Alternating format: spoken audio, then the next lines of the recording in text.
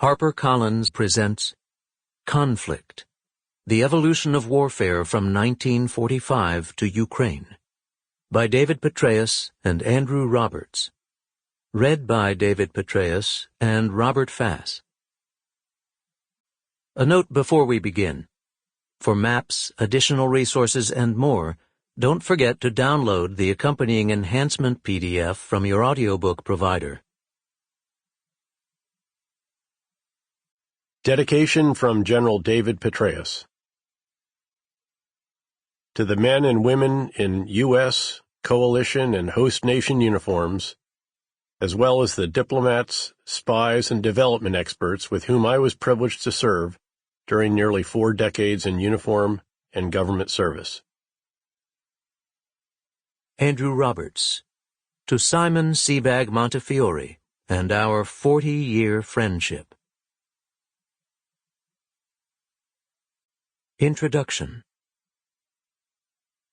There are not many positive services which the historian can do higher than that of tracing the causes of wars, describing the means by which they are fought, ascertaining the reasons that led to victory on one side or the other, describing the effects, and estimating the conditions likely to produce future wars in which they would be fought.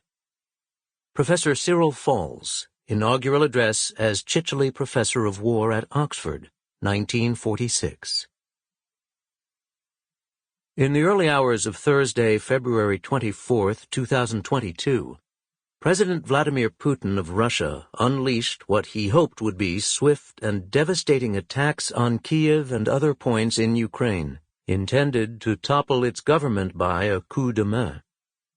Although, as this book will show, military conflict has evolved significantly since 1945, Putin deliberately chose to wage Second World War-style hostilities, with devastating consequences for both Ukraine and Russia.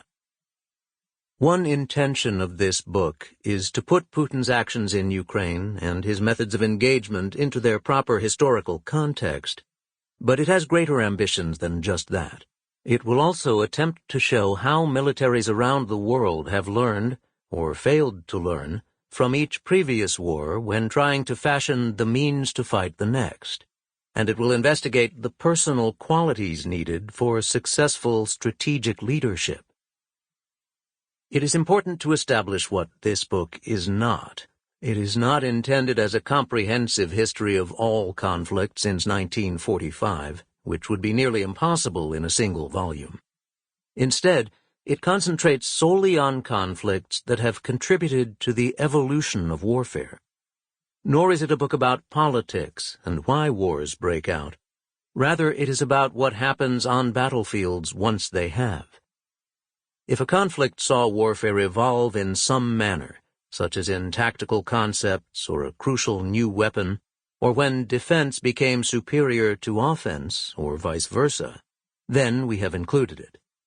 The effect of increased accuracy in anti-tank weaponry in the Yom Kippur War, say, or the tactics of massed tank attack in the Gulf War will find a place in this book, whereas we do not examine a series of lesser, often guerrilla conflicts that were essentially fought according to much the same precepts as each other.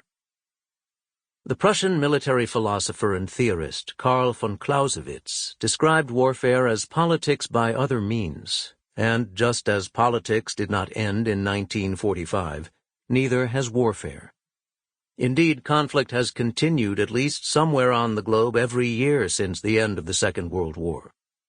The 20th century was the most brutal of all the many centuries of human existence. It is estimated that more people had already perished violently in the first half of the 20th century than in all the previous centuries put together.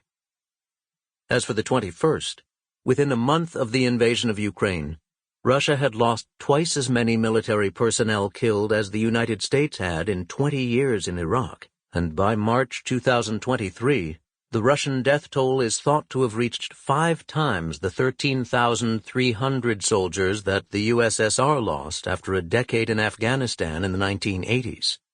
War is thus still very much worth studying. The first 8 of the following chapters form Sample complete. Ready to continue?